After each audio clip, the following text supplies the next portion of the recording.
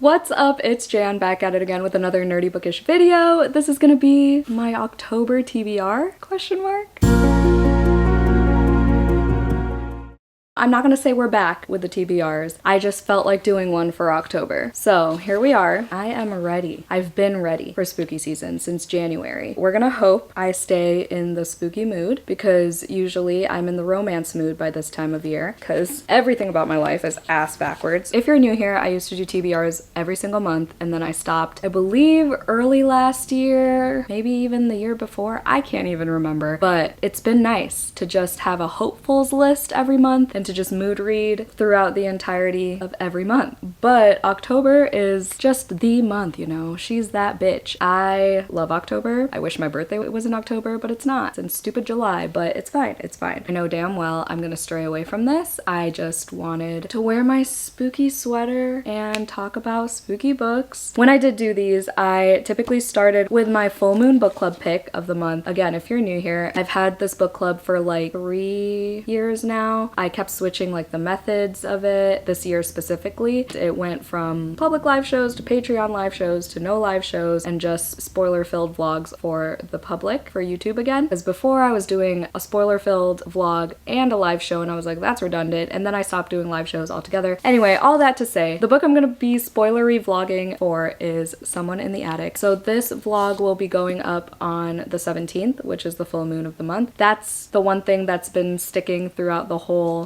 duration of this book club because obviously it's called Full Moon Book Club because it used to be the live shows were on the full moon. Anyway, Joey and I are buddy reading this. We started the audiobook and followed along yesterday and we are now on chapter 10. It's October 2nd as I'm filming this, by the way. So I'm trying to get like a head start on this because I'm determined. I'm determined to read every single book on this TBR. And I haven't done that since January 2022, I think, where I read all 10 books on my TBR. Or was it last year? I can't remember. It was January of one of the years. But this is a thriller. It talks about the topic of frogging is what I heard it's called, where people just like hang out at people's houses and film it and they like break in and just live in someone else's house without them knowing. I don't know. It's creepy. That's all I know. And we follow this group of friends slash family who are experiencing this weird thing. That's the best way I could put it. I don't know much. I'm on chapter 10. The chapters are short. The audiobook's good. The narrator has an Irish accent, so that's cool. And it has like these effects like when she's on the phone and stuff. So I would recommend the audiobook. I will be vlogging with spoilers, so I'll have more of my thoughts up on the 17th. And then we have my Lair Bloody Read, which is my buddy read for Patreon, which is always linked down below. I'm not going to go into it right now, but we are reading The Haunting of Lee Harker by Darcy Coates over there. So this is for all tiers, and I do, again, a spoiler-filled vlog for all tiers. This is just another haunted house book by Darcy Coates because she has about 1 million. That's kind of all I needed to know. I heard this one's actually really good and pretty scary, so hoping it gives me the chills. I'm gonna try to scare myself by reading it like at night via just like a book light.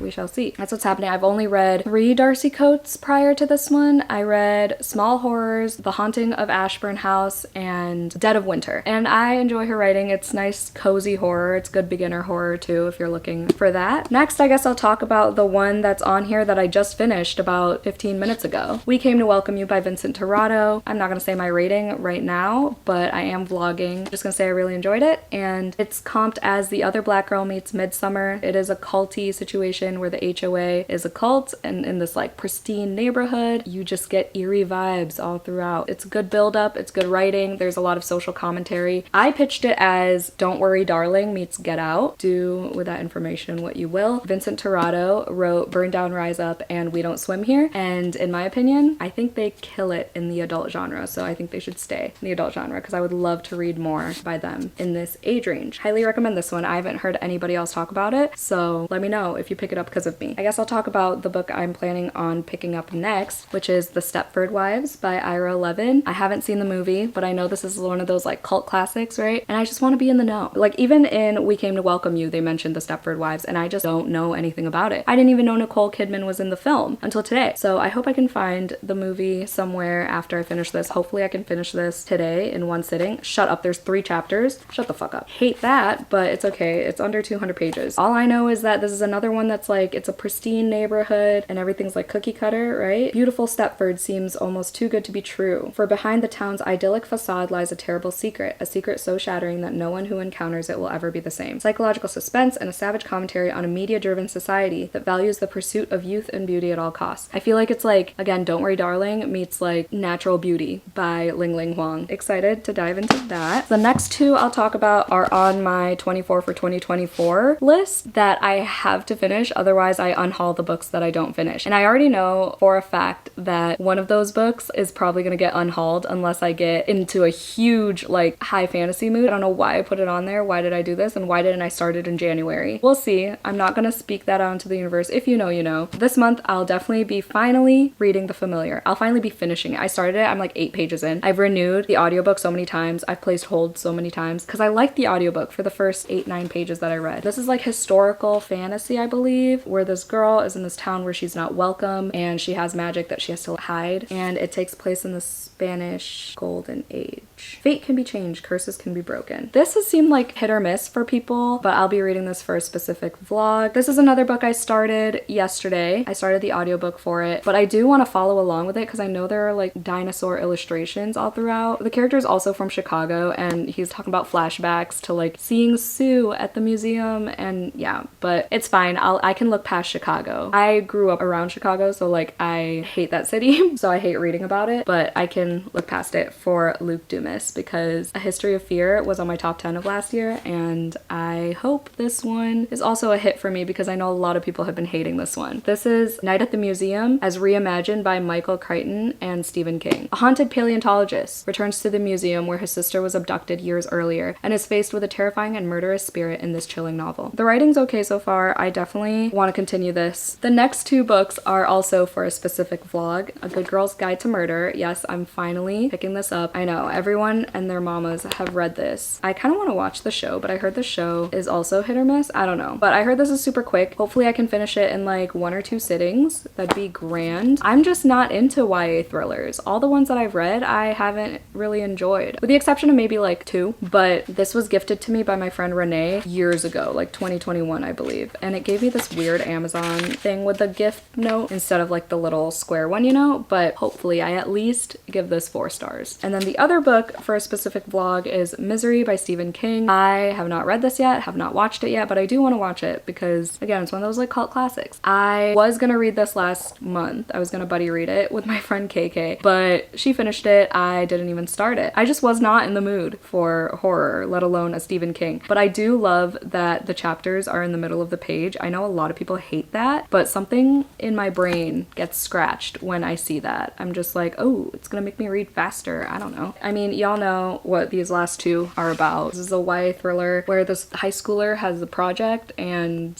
she tries to solve a murder, and then this, I'm not even gonna talk about it. Y'all know. I just hope I don't get too bored or bogged down by his dense writing. This one I definitely want to get to this month because I've been eyeing it all of the last like half of September. Brat by Gabriel Smith. I know Kayla just posted about this and loved it, but I heard about this book from one of my patrons, Tiffany. Never heard about it before her, and I immediately picked it up the night she recommended it to me. It's my type of book. Look at those chapters. Come on now. Come on now. It's reminding me of how We Spread was laid out. This is like a gothic horror about grief. I mean, Tiffany said it was like in her top whatever books of the year, if not her #1. So I really have high hopes for this one because we have pretty similar tastes, I feel like. Sorry I told you like nothing about that book, but that one was purely based on recommendation. My nonfiction for October is going to be The Third Gilmore Girl by Kelly Bishop. I did go to the Kelly Bishop event. I was so shocked that I was able to get tickets. I didn't even know that it was like the Hunger Games to get these tickets, but it sold out like everywhere. But I mean, also, why am I surprised? It's freaking Emily Gilmore, but I was just like, wow, I'm so lucky. I snatched them as soon as she announced it. Yeah, the event was so much fun, and it's a short memoir. She was so funny. She was so sweet. That was a bookish highlight for me of the year for sure. Y'all know I love the Gilmore Girls. So this is my nonfiction of the month. I've been successful thus far for almost 2 years now for one nonfiction at least every single month. All right, then we have the ever so popular We Used to Live Here by Marcus Cleaver. Everyone has been reading this, raving about it. I haven't seen a single bad review, and I can't wait for the film adaptation. People said like it's so messed up and like twisty and it really makes you think, but it says Get Out meets Parasite in this eerily haunting debut and Reddit hit. Oh, okay, that makes sense as to why. There's a film adaptation already, about two homeowners whose lives are turned upside down when the house's previous residents unexpectedly visit. And I heard there's like some mixed media in this as well. That's so weird that it says soon to be a major motion picture already, like in the flap, which doesn't happen too often. Hopefully I finally get to this one, because I like fought for my life waiting for this book to come out, and then I like saw it disappear from my wish list, and then I never received it. I don't know what happened to it, so then I ended up buying it myself anyway. I thought I was gonna read it as soon as I bought it, but alas, life just doesn't work out that way. One that has been on my TBR for years. Years, I tell you. Like, I was at my old library and I already owned this book. A bunch of my coworkers and managers were like, you need to read that. That is so good. And then you need to watch the show. And then a bunch of my friends were like, watch the show first, because then you get like immersed and you get to know the characters right away, and it's kind of confusing and dense. But I was like, I kind of want to read it first. A Discovery of Witches by Deborah Harkness. Okay, I have the first 3 books of this series and it's just so intimidating. Like, where are the margins? Please. We'll see. This is the one I'm like doubting myself over the most. This was actually my 23 for 2023. Thankfully, I didn't do the unhaul challenge for that one, but yeah, obviously didn't get to it. So hopefully this is the year. This is the month. I just don't know when I'm gonna be able to squeeze it in. I'm just gonna have to like start it as soon as the mood strikes, you know? I'm gonna have to just grab it and immediately just start it without thinking about it. Otherwise, I'm never gonna do it. This has like witches and vampires and it's set in Oxford. I just heard it's really good. There's like a romance, but I also heard from some people that it's kind of cringy. So I don't know who to believe. I guess I'll have to see for myself. But yeah, that is everything. It's so weird filming a TBR again, but let me know which books you're planning on reading this October. If any of these are on your TBR as well. If you made it to the end of this video, obviously the only correct emoji to put in the comments is the jack-o'-lantern, the pumpkin, whatever you want to call it. Hope you had a 5-star day. Don't forget to do some self-care, and I'll see you in my next video. Bye.